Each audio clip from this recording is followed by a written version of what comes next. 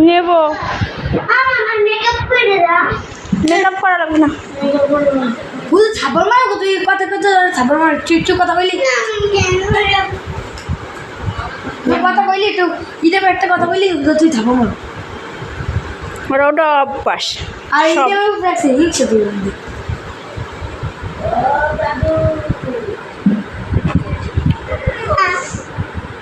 খপ খপ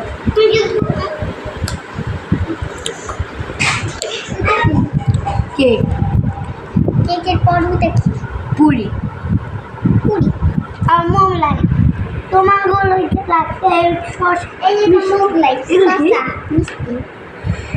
কি